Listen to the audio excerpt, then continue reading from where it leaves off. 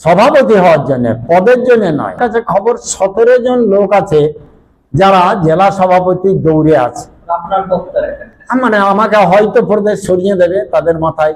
1 নম্বর কারণ, আপনারা জানেন আমাদের ফেসবুকে, টুইটারে আমার মাননীয় রাজ্য সভাপতি মাঝে সাঝে বা দলের কোনো নেতৃত্ব বিবৃতি দিচ্ছেন যে বেশ কিছু স্টেটে রদবদল হবে, জেলাতে কিছু প্রেসিডেন্ট রদবদল হবে।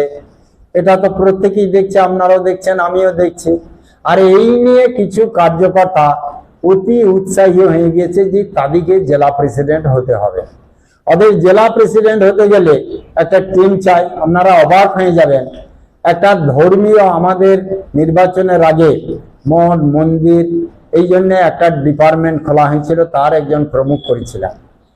হঠাৎ আমার কাছে খবর এলো আজ 3 দিন আগে আমাদের স্টেশন সংলগ্ন গীতাঞ্জলি হলে তিনি ওই ধর্মীয় মঠ মন্দিরের ব্যাপার নিয়ে মিটিং করে একটা সিগনেচার করিয়ে রেজুলেশন করেছেন যে আমরা এই নেতাকে ভবিষ্যতে জেলা সভাপতি হিসেবে দেখতে চাই, আমাদের সবার ইচ্ছায় তাকে জেলা সভাপতি করতে চাই।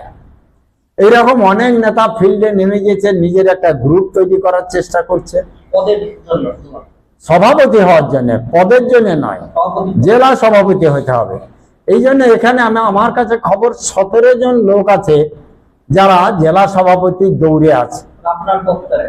মানে আমাকে হয়তো প্রদেশ সরিয়ে দেবে তাদের মাথায়, কেউ ঢুকিয়েছে বা কোনোভাবে ঢুকেছে যে আমাকে সরিয়ে দিলে 17 জন প্রতিযোগী এখন রেডি হয়ে গেছে জেলা সভাপতি হওয়ার। অতএব তারা এই ধরনের বিক্ষিপ্ত কিছু কিছু কাজ করছে। নাম বলে আমি বলবো না, আমি তো ওই রকম যে কার্যকর্তারা ভুল করলে ওই ভুলটা আমার দ্বারা করা সম্ভব নয়, নাম বলবো না।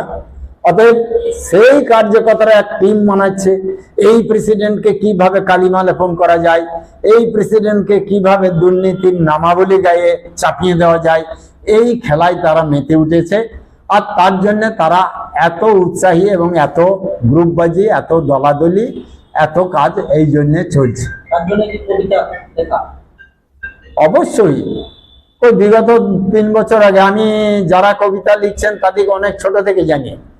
তেনাদের নেতৃত্বে যখন দল চলেছিল তখন আমি জানি এখানে কোনো সংগঠন সেইভাবে দানা বাঁধেনি। আজকে বোলপুর পৌরসভাতে একটা কমিশনার বিকাশ মিশ্র কোনোভাবে জিতেছিল, আর একটা কমিশনার জেতেনি। আমরা তাদের নেতৃত্বে কোনো পঞ্চায়েত নির্বাচন এটা আমরা দেখিনি। তৃণমূল যখন দলে থেকে বেরোতে দিচ্ছিল না, তারা কোথায় বেরিয়েছিল, কোথায় সংগঠন করেছিল? আজ আমাকে পাঠাতে প্রদেশকে হলো কেন? তাদের মধ্যেই তো কেউ প্রেসিডেন্ট হওয়ার কথা। আমাকেই বা প্রদেশের দায়িত্ব ছেড়ে আমাকে এখানে আসতে হলো কেন? মানুষ তো ঊর্ধ্বতন হয়, মানুষ তো বড় পদের দিকে যেতে চায়, তাহলে আমাকে বড় পদ ছেড়ে এসে ছোট পদ নিতে হলো কেন?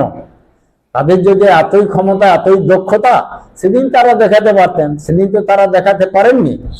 তাই আজকে দল যা ডিসিশন নিয়েছে, আমি দলের ডিসিশন মতো চলছি।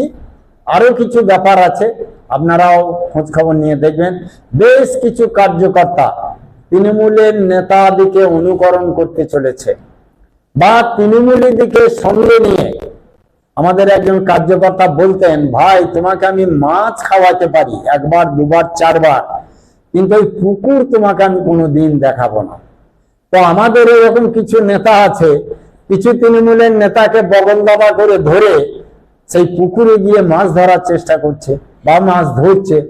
এই জন্য দেখবেন অনেক নেতার কাছে তৃণমূলের নেতাদের গুরুত্ব অনেক বেশি।